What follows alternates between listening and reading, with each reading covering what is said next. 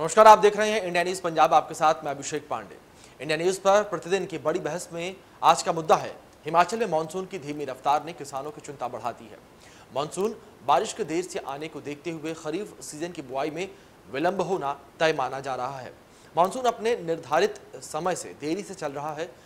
आपको बता दें कि आसमान पर भले ही बादलों की आवाजाही बनी रहती है, लेकिन बरसात के निकलने वाले इन बादलों ने खरीफ की फसल पर संकट के बादल जरूर मंडरा दिए हैं, जिससे किसानों के माथे पर चिंता की लकीरें गहरी होती जा रही हैं।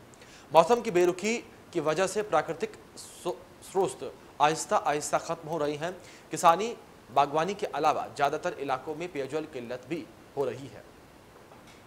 तो आज इसी मुद्दे पर हम चर्चा करेंगे और इसी मुद्दे पर चर्चा करने के लिए हमारे साथ एक मजबूत पैनल जुड़ेगा और इस विषय पर हम बात करेंगे। तो आपको बता दें कि मौसम की बेरुखी ने जो किसान हैं उनकी चिंताएं बढ़ा दी हैं। किसानों के माथे पर जो चिंता की लकीरें हैं वह अब साफ तौर पर दिखने लगी हैं और आपको बता दें कि सीधे तौर पर जो खरीफ फसल है उस पर इसका प्रभाव पड़ेगा। तो आपको बता दें कि धान, मक्का, गन्ना, सोयाबीन, मूंग, मूंगफली जैसी जो फसलें हैं वो खरीफ फसल में आती हैं और इन फसलों पर सीधा असर जो है वो पड़ेगा और सीधा असर देखने को मिलेगा इन फसलों पर, क्योंकि आपको बता दें कि धीरे धीरे समय जो है वो निकलता जा रहा है और मानसून लगातार धीमी गति से आ रहा है। तो यहाँ आपको बता दें कि धान, मक्का, ज्वार, बाजरा, मूंग, मूंगफली, गन्ना, सोयाबीन, उड़द, तुअर, कुल्थी, जूट, सन, कपास आदि जो जिस तरीके की ये फसलें होती हैं ये खरीफ फसल में आती हैं और इन फसलों की बुआई जो किसान हैं वो इस सीजन में इस मौके पर करते हैं। लेकिन जिस तरीके से मानसून देरी से चल रहा है तो उसकी वजह से आपको बता दें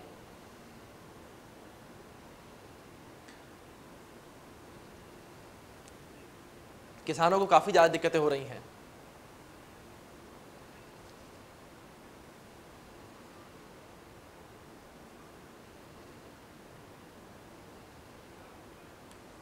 तो इसी बीच आपको बता दें कि इस चर्चा में हमारे साथ अजय शर्मा भारतीय जनता पार्टी के प्रवक्ता शामिल हैं, तो वहीं किशन साहब जो हैं सचिव किसान सभा के वो भी इस चर्चा में हमारे साथ शामिल हैं, तो वहीं हमारे सहयोगी उमेश भी हमारे साथ इस चर्चा में शामिल है। तो सबसे पहले सभी का बहुत बहुत स्वागत है इस चर्चा में। इस चर्चा को मैं आगे बढ़ाऊं और सबसे पहला मेरा सवाल रहेगा हमारे सहयोगी उमेश से।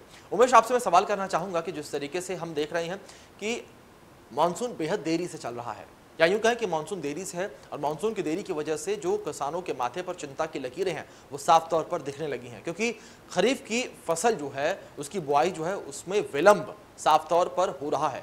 तो ऐसे में प्रशासनिक अधिकारियों की ओर से क्या कुछ कहा जा रहा है पूरे मामले पर?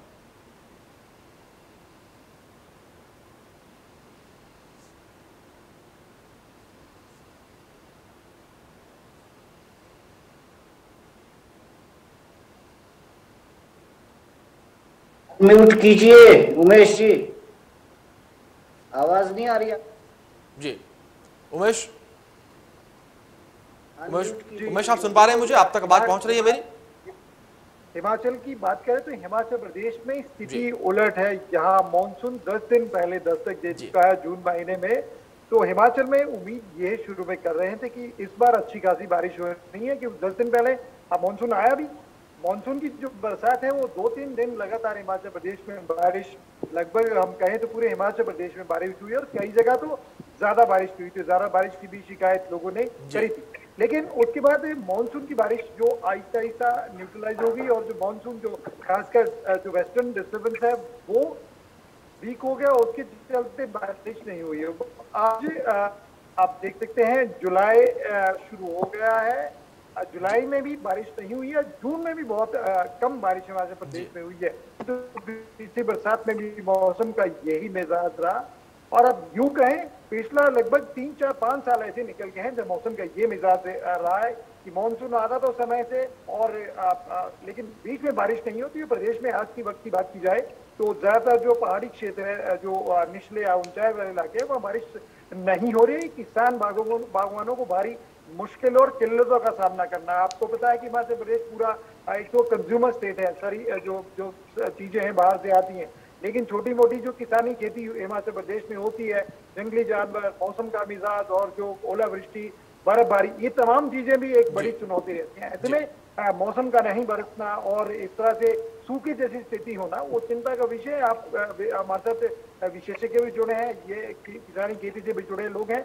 श्याम जी खुद बागवान है और जियानंद जी खुद बागवानी पे काम करते हैं, रिसर्च करते हैं। इनसे भी हमें सुनने को मिलेगा कि हिमाचल प्रदेश में कमोबेश हालात आज की डेट में सूखे जैसी हो गई है। पिछले साल की बात करें तो लगभग 50% से कम बादल बरसे हैं, तो अंदाजा लगाते हैं क्योंकि हमारी तो किसानी की बिल्कुल बिल्कुल उमेश, ये बात साफ तौर पर जाहिर होती है कि किसान जो है वो बेहद परेशान। जी जी जी जी उमेश, ये बात साफ तौर पर जाहिर होती है कि जिस तरीके से जो मौसम ने करवट बदल ली है, ये कह सकते हैं कि मानसून अभी तक नहीं आया, तो उसकी वजह से किसानों की कमर कहीं ना कहीं टूटने लगी है। हम यहाँ पर किशन साहब जी का एक बार रुख कर लेते हैं। कृष्ण साहब जी जो कि सचिव हैं किसान सभा के, उनका रुख करते हैं। कृष्ण जी, आपसे बेहतर इस चर्चा में कोई भी किसानों को नहीं समझता होगा। मैं आपसे यहाँ पर जानना चाहूंगा कि किस तरीके से इस वक्त परेशानियों का सामना किसानों को करना पड़ रहा है, क्योंकि हर तरफ से किसान जो है वो पिस रहा है। जी हाँ, जियानंद जी जुड़े हैं हमारे साथ किसान सभा से। जियानंद जी जी जी जी नमस्कार। तमाम जो पैनलिस्ट है सब लोगों को मेरा नमस्कार जी। इंडिया न्यूज का मैं धन्यवादी हूँ, आप लोगों ने मौका दिया है बातचीत करने के लिए आज। जी जी जैसा आप लोगों ने शुरू में भी बताया है कि हिमाचल प्रदेश में जो स्थिति है मौसम की वो काफ़ी अनसर्टेनिटी इसके अंदर है जी। और इस समय आप अगर देखेंगे 2021 का भी अगर साल देखेंगे तो यहाँ अप्रैल के अंदर बर्फबारी हुई थी और जिसके कारण बागवानों का बड़ा भारी नुकसान यहाँ पे हुआ था जी। बर्फबारी के कारण लोगों के जो पेड़ थे सेब के पेड़ उसको काफ़ी नुकसान हुआ था और इसके साथ साथ जो दूसरी फसलें थी उसके अंदर भी काफ़ी नुकसान हुआ है। और हिमाचल प्रदेश क्योंकि काफ़ी बड़ा क्षेत्र ऐसा है जो सब्जी उत्पादक क्षेत्र है जी। और आप जानते हैं कि जो सब्जियां हैं वो बहुत नाजुक एक चीज़ होती है और इसके ऊपर अगर ओलावृष्टि या बारिश ज़्यादा बारिश हो जाए या फिर बर्फबारी हो जाए तो ये इसका काफ़ी नुकसान हो जाता है जी।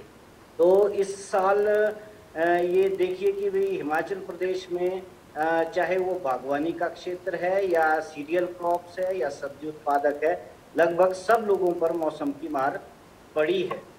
तो और काफ़ी लोग परेशान हैं। अभी जून के अंदर एक अंधड़ आया था, तूफान आया था, उसके अंदर भी काफ़ी क्षेत्रों में हिमाचल प्रदेश में बागवानों का नुकसान हुआ है। तो कुल मिला के अगर ये देखा जाए तो हिमाचल प्रदेश में मौसम की वजह से, हालांकि उमेश जी ने यहाँ पे जिक्र किया है, बहुत सारे और भी फैक्टर्स हैं, बहुत सारे और भी कारण हैं जो किसानों को परेशान करते हैं या जिनसे किसानों को दिक्कत है।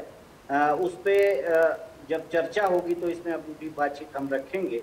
लेकिन फिलहाल ये है कि मौसम ने काफ़ी हिमाचल प्रदेश में किसानों को नुकसान पहुंचाया है और काफ़ी जो है इसमें आने वाले समय में भी ऐसा लगता है कि दिक्कतें आने वाली। बिल्कुल बिल्कुल जियाना जी, हम आपकी बात को समझ के एक बार रुक कर लेते हैं हम अजय शर्मा जी के। अजय शर्मा जी जो कि भारतीय जनता पार्टी से हैं, उनका रुख करते हैं। अजय जी, यहाँ पर आपसे जानना चाहेंगे कि जिस तरीके से लगातार हमने सुना कि यहाँ पर जियाना जी ने कहा कि किसानों को भारी दिक्कतें हो रही हैं और हमारे सहयोगी ने भी बताया कि किस तरीके से तमाम परेशानियों का सामना यहाँ पर किसानों को करना पड़ रहा है।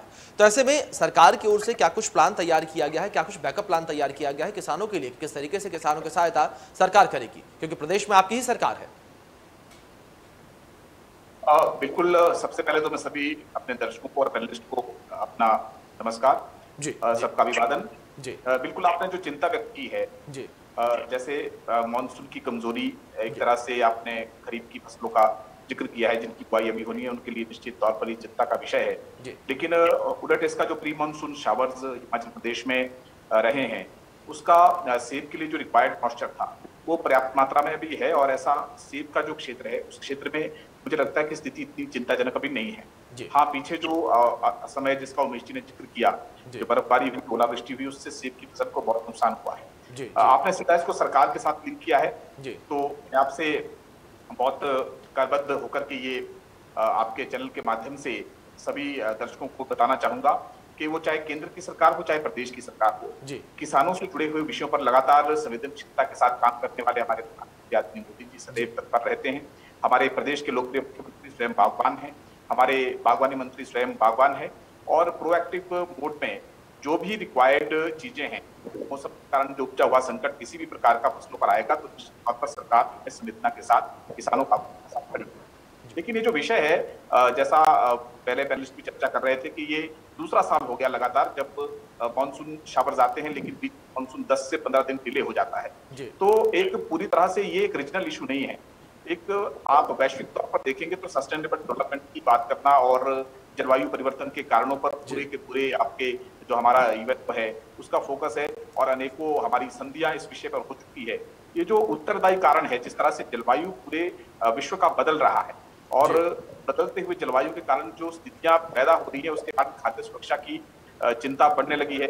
अब वनस्पतियों के संरक्षण का विषय पूरे विश्व के ध्यान में है।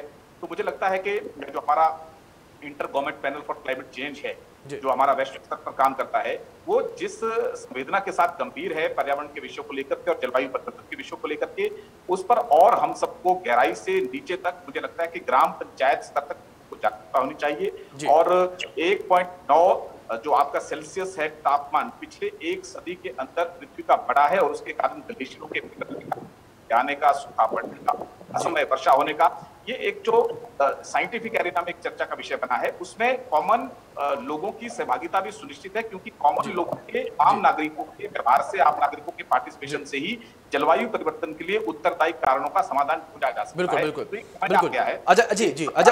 अजय जी आपकी बात को मैं समझ गया। अजय जी आपकी बात को मैं समझ गया। एक बार यहाँ पर हम जियाना जी का रुख कर लेते हैं, एक बार उनसे जानने की कोशिश करते हैं कि जियाना जी, जिस तरीके से यहाँ पर अजय जी ने भी कहा कि तमाम जो प्रयास हैं वो केंद्र सरकार की ओर से हो या फिर प्रदेश सरकार की ओर से वो किए जा रहे हैं और किसानों की सहायता के बारे में अगर बात की जाए तो वो सहायता भी किसानों को प्रदान हो रही है। लेकिन आप जियाना जी बताइए कि क्या जिस तरीके से सरकारों की ओर से वादे किए गए थे और जो तमाम चीजें लेकर आई गई, क्या उनका लाभ, जो तमाम नीतियां लेकर आई गई, उन नीतियों का लाभ किसानों को मिल रहा है जमीनी स्तर पर? क्योंकि आपसे बेहतर ये बात कोई नहीं समझेगा।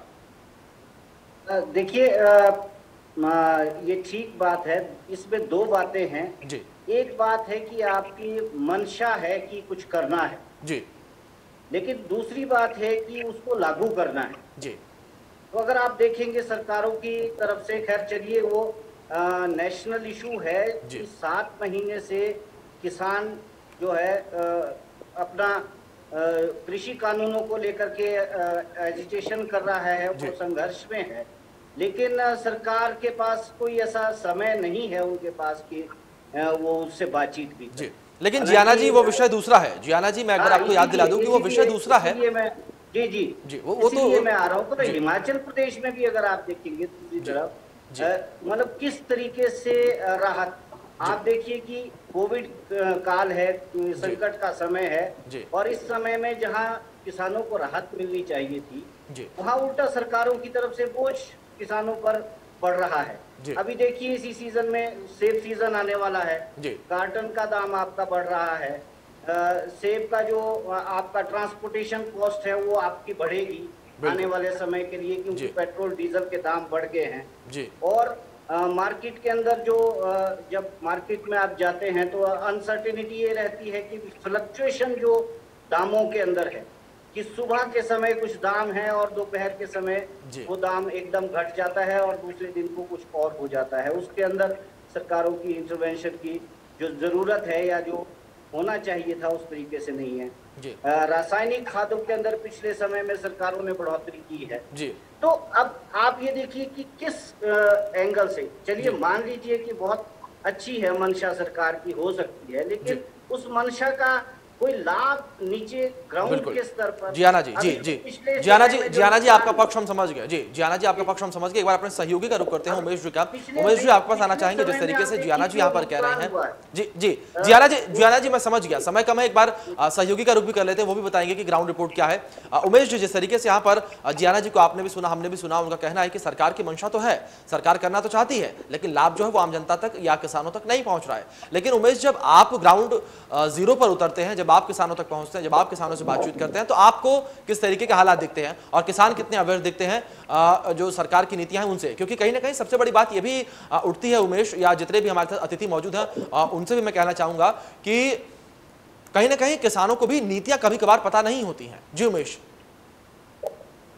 देखिए हमारा किसान की नीति है, सरकार की नीतियों को लेकर नहीं है। हमारा विषय आज ये है कि मानसून, बारिश, ग्लोबल वार्मिंग, जो इसके असर है हिमाचल प्रदेश में क्या दिख रहे हैं, किसानी बागवानी को कितना नुकसान है, ये वाजिब बात है। लेकिन असल बात यही है कि उमेश जी मैं एक बार आपको रोक के बताना चाहूंगा कि मेरा सवाल उससे ही था कि मानसून देरी से आया, नुकसान किसको होगा? सीधा किसान को होगा, और नुकसान की भरपाई कहीं ना कहीं ये कवायद बनती है सरकार की कि सरकार उन नुकसानों की भरपाई करे। तो ऐसे में भरपाई करने के लिए तमाम नीतियां सरकार की ओर से लेकर आई जाती हैं। तो उस तरीके से मेरा सवाल था ये। जी बिल्कुल, मैं आपकी बात को समझ गया हूँ। मैं यही कहना चाह रहा था, जो पैनलिस्ट हैं वो दोनों काफी समझदार और गुणी आदमी और दोनों किसानी खेती से जुड़े हैं। आज मुश्किल ये है कि ग्लोबल वार्मिंग ने हर तरफ से ये मौसम का जो रूप है उसका जो ये ट्रांसफॉर्मेशन हम देख रहे हैं, उसका ये देखने को मिल रहा है। शिमला जैसी जगह में आप देख सकते हैं, तो आप शिमला में बैठे हैं, मनाली में आपको ये महसूस नहीं होगा, मनाली में बैठे हैं, तापमान में बहुत ज्यादा गिराव, जो उछाल है, जो वृद्धि है वो बहुत ज्यादा है। सीधा असर ये है कि सीधा असर इसका आम खेती किसानी पे पड़ने वाला है, क्योंकि बारिश नहीं होगी। हिमाचल प्रदेश में जो सिंचाई की सुविधा है वो बिल्कुल नाम मात्र की है। तो हमारी जो कृषि बागवानी है या पुष्प उत्पादन है या बाकी और चीजें भी हैं, वो टोटल बिल्कुल वर्षा के मौसम पर निर्भर करता है। मौसम का ये लगभग पिछले तीन या ये मौसम मानसून आती है और पूरे देश दुनिया में पता चलता है कि शिमला में मानसून ने दस्तक दे दी है, लेकिन जो मानसून है वो बरसती नहीं। चैलेंज आज ये है हम सब लोगों के सामने कि मानसून का ये मसला मिजाज या मौसम का जो ऋतु चक्र में जो परिवर्तन हुआ वो क्यों, मंथन करना पड़ेगा। राजनीतिक विषय और है, किसानों को कितनी मुश्किल होती है, किसानों तक खाद कैसे पहुंचती है, ये तमाम विषय अलग है। लेकिन आज का महत्वपूर्ण विषय ये भी है कि ये मौसम का परिवर्तन जिस तरह से पूरी किसानी हमारी प्रभावित हुई है, उसको कैसे बचाया जाए, और सरकार के बाद क्या ऐसा बैकअप प्लान है कि इस तरह का अगर सूखा पड़ता है, पानी की किल्लत होती है, पशुओं के लिए चारे की किल्लत होती है, उसकी क्या व्यवस्था है? बिल्कुल ठीक कहा उमेश, बिल्कुल सही कहा उमेश जी आपने कि सरकार के पास क्या बैकअप प्लान है, क्योंकि जिस तरीके से हम देख रहे हैं कि लगातार जो प्राकृतिक स्रोत हैं वो खत्म होते जा रहे हैं। जियाना जी के पास मैं आना चाहूंगा। जियाना जी, जिस तरीके से हम देख रहे हैं इस वक्त प्राकृतिक स्रोत जो है वो लगातार कम होते चले जा रहे हैं, तो ऐसे में कितनी चुनौतियां किसानों के लिए भी बढ़ रही हैं, क्योंकि जहां एक और मानसून भी देरी से आ रहा है और वहीं दूसरी ओर प्राकृतिक स्रोत भी लगातार कम होते चले जा रहे हैं खेती के लिए। देखिए, इसके अंदर भी मैं दो बातें कहना चाहूंगा। एक तो ये है कि भी जो मौसम है, मौसम की वजह से जो दिक्कतें हैं या पानी के स्रोत कम हो रहे हैं, उसके लिए सरकार को एक व्यापक प्लान बनाने की जरूरत है। वो ये है कि हालांकि इसमें मेंशन है जियाना जी समय कम है। एक बार आपने जिस तरीके से बैकअप प्लान की बात कही, हमारे सहयोगी ने बैकअप प्लान की बात कही है, तो जिस सरकार जिस तरीके से अजय शर्मा जी के उनसे जान लेते हैं। अजय जी, बैकअप प्लान क्या है पास? कम शब्दों में जवाब दीजिएगा क्योंकि समय बिल्कुल कम है हमारे पास। जी अजय जी, सुन पा रहे हैं आप?